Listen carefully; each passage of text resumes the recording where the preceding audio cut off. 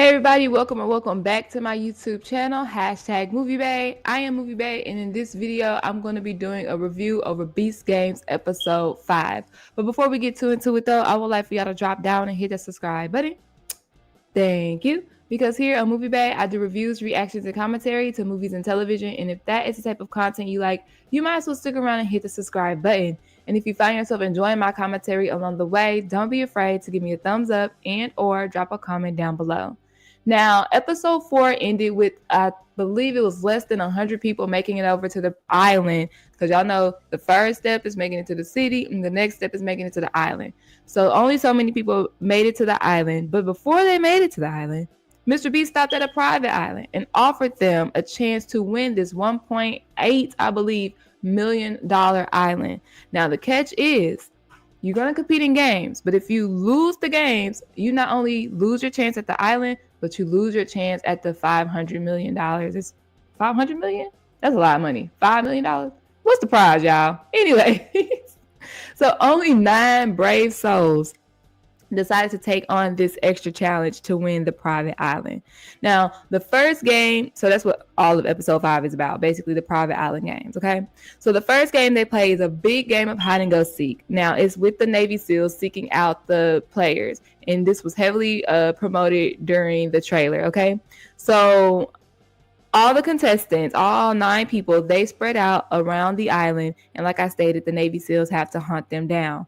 Now, there is a danger zone, they call it. The danger zone is basically this little path right here, this highlighted path, because it's so far, only so far from where they started, and they felt like a lot of people would not venture past that danger zone. However, our good homegirl, 952 Mia, yeah, she hid right in that danger zone. And if you know, you know, because we ain't about to be climbing up no trees. We ain't about to be digging up no holes. And if you know who we are, okay, period.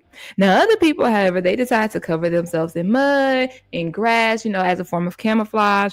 We even have people who climb trees. Now, however, Miss Kelly, number 797, she had a good hiding spot, low key, but that's exactly why they looked there. And she was found and eliminated from not only the private island games, but Beast Games in general. And it's unfortunate because she was one of the only 2 women that decided to play for the private island.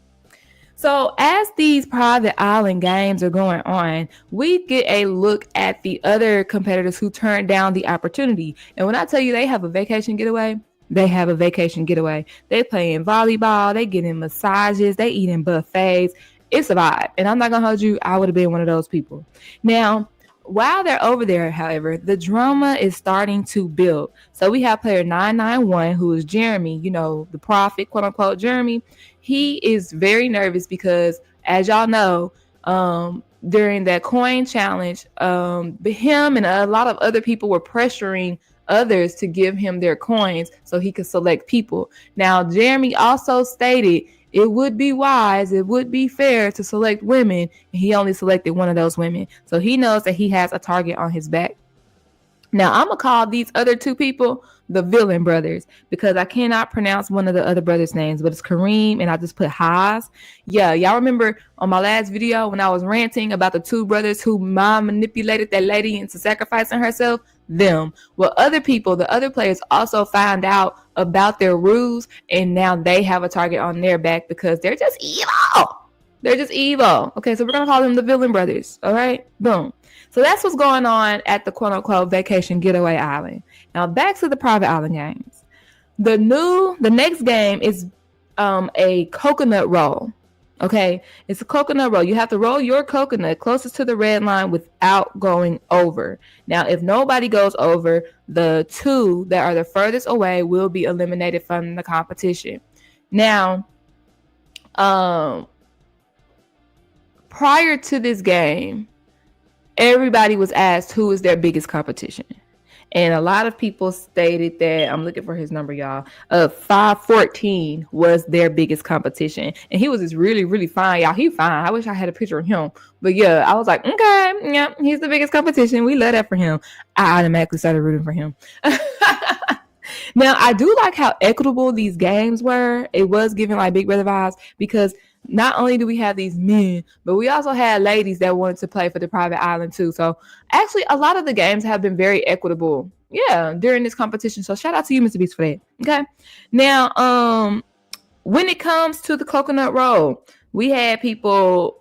I think the first person who tossed it, he went over, so he was in the danger zone. No, the second person who tossed it, he went over, so he was in the danger zone. We had people doing different methods. A lot of them were throwing it up in the air and then letting it roll. And then 514 decided that he was going to try to play it safe and not roll as hard so he wouldn't get close to the line and possibly risk getting knocked out because, you know, he felt like he was a target. However, this strategy did not help my good guy, and he is the one that ended up going home. And like I stated, it's so crazy. Good editing, by the way. Good storytelling, by the way, because he was the one that was most intimidating. Everybody was scared of him, and he ended up leaving the competition. Yikes! It's anybody's game now. Now we have 6 people left. Okay. Oh wait, I think. Oh, and of course, there was another player. I didn't get his number, though. He rolled his over the line, so he was automatically eliminated. All right, so now it's 6 people left, okay? And the other, okay. They get to vote for who they want the captain to be, the leader to be. And everybody is skeptical because obviously we're at the point of the game where, no, I don't know y'all, I don't trust y'all, right? So everybody volunteers to be a leader except for one person. Now that one person, they said it's only fair for him to decide who the captain is going to be. So he decides. Oh wait, I lied. I skipped the game. My bad, y'all. My bad. With 6 people left, this because I didn't like this. With 6 people left, the other people, the vacationers, they got to vote who they wanted to go home. That's what the next game is. Okay. So I just took a couple of notes for this, and I didn't like how one of the black women, she voted for the only other black woman to get voted off. And I just think that's crazy because let's talk about it real quick. Not only are we women, because there was another woman who said, I'm not voting off the only woman that's there. No, come on now. Everybody with like minds, click up. So you not only voted out a fellow woman, but you also voted out a fellow black woman, and y'all know it's not enough of us anyways. So yeah, don't like you. I wish I had got her number because I don't like you. You not like us. You not like us. You not like us. Okay. Most people voted for the person that they didn't know to go home, and with that being said, 895 had 17 votes, so he is the one that's going home. And a lot of people voted for him because they did not know him. He stated that all his friends and alliances had went home, so he kind of stayed to himself. But also, he was the biggest and strongest person there, so he was a physical threat as well. Now, the problem is, after he goes home, everybody all sad and crying, and that's so messed up. And I'm like, what are y'all crying for? Because when y'all were voting, y'all weren't crying. Nobody said it was messed up when y'all had to vote them off. Everybody was all excited, like, oh yeah, let's get this person out. But now that somebody actually left, now y'all sad. Keep that same energy. In my Armand Wiggins voice, keep that same energy. Okay? Now the next game. First off, I hate those type of challenges where people get to vote on your fate. But it happens a lot. But I do feel like it's better when you have a more close, intimate game, because you can literally get voted out just because people don't know who you are. You know what I'm saying? But when you have a close, intimate game, like in the challenge or something like that, I'm voting for you because I spent all of this time with you, and I know that I don't like you, or you done me wrong, or so on and so forth. You know what I'm saying? But anyways, if y'all enjoyed my commentary thus far, please go ahead and thumbs up the video. It not only lets YouTube know you enjoy the content, it lets me know. Okay, y'all can't see the likes, but I can see the likes. YouTube can see the likes. So go ahead and like the video, okay? And leave your thoughts and opinions in the comment section down below. How would you feel about holding the fate of another player in your hands? All right, let's go ahead and go on to the next competition. So basically, this is the one I was explaining before, where they needed a captain, and everybody volunteers except for except for one person. So they decided that it's only fair that one person who didn't want to be the leader gets to vote for who he wants to be the leader. And number 441 is the one that was selected. All right. Now, a lot of the people have an issue with 441 because he was one of the two people who was up for elimination. He had 10 votes to go home and 895 had 17 votes to go home. So they were like, why would you select somebody who the masses don't even like? It's like they don't like him for a reason. So why would you choose him? All right. So there's a lot of animosity there. But in my head, I was thinking, he's a kid. Okay. So 441 has to put a check and an X in certain boxes. And he gets to basically mind manipulate people. It's a mind game, you guys, into getting under the X box. Now he says that his targets are 413 and 711. And as of now, I'm feeling 711. I feel like he's a vibe. Like he's always making jokes and playing off of Mr. Beast. So I think he's a cool person. So I was like, dang, why is that your target, bro? So with that being said, he calls them out one by one, and the person who selected him to be captain, he said he directed him to a check because he didn't want him to go home. And then Mia comes out, y'all. Let's talk about Mia. Mia was not having it because she did not like 441. Okay, she had an attitude the whole way, and I'm like, Mia, right now, he kind of has not your faith in his hands, but it's like, you could finesse and try to get some information. And right now you are not a target of his. But when you come out popping your guns with this attitude, you could become a target of his and he could steer you in the wrong way. But Mia said, I'm going to take my fate into my own hand and I'm going to just pick a box. I don't want to know what you got to say. I ain't got no questions for you. So she just chooses her own box. Now with 413, one of the targets comes out. 441 tells him to just choose. He was like, I'm not going to give you any information. I'm going to just let you choose. As a matter of fact, I'm going to look down at my feet. And this is when, I think Little Yachty already came out. But his presence was kind of like non-existent until the very end. So we'll get into that. Number 711 comes out and he asks, has the X already been selected? And 441 actually says, yes, it has. So now everybody who's currently standing under a number, they are S-ing their pants. So 711 goes to number 3. Now 441, he has to get the box that's left. They didn't make that rule clear at the very beginning because it's like if you didn't trick enough people or trick the right person to get into the X box, you could end up with the box with the X and you could be the one going home. So I was like, ooh, that's going to be spicy. So one of his targets though, however, number 413 is the one that goes home because he chose box number 2 and he's really upset because he was going to choose box number 4. And this is when Little Yachty comes in and he was like, dang bro, that's messed up. You could still be here because you didn't even want to choose number 2 for real.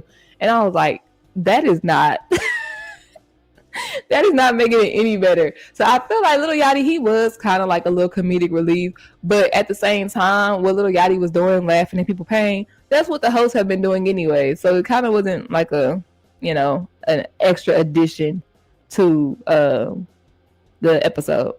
The next game is basically they have to fire a cannon at each other's ships. If it sinks, they are the ones that go home. However, before they start this challenge, Mr. Beast offers a $450,000 bribe, which is 25% of what the island is worth. Okay. Now he says that he's going to offer this bribe in numerical order as under the boxes that they stood under in the first challenge. All right.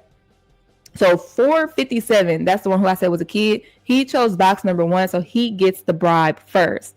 And he takes it immediately, without question. 711 would have been next. So 711 was trying to like tell him, hey, bro, but you still got a chance at $5 million and da da da. But like I said, he's a kid. And honestly, this is a good bribe.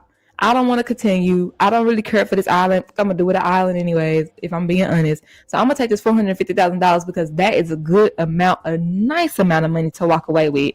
Matter of fact, he has walked away with the most money on this show now that I think about it. Because if you think about episode 1, people split the $1 million. Nobody took the $1 million on that other episode. And then I think $100,000 was the highest that was offered on episode 1. So number 457 thus far has won the most amount of money on the show with $450,000. Yes, sir. Take that money and run.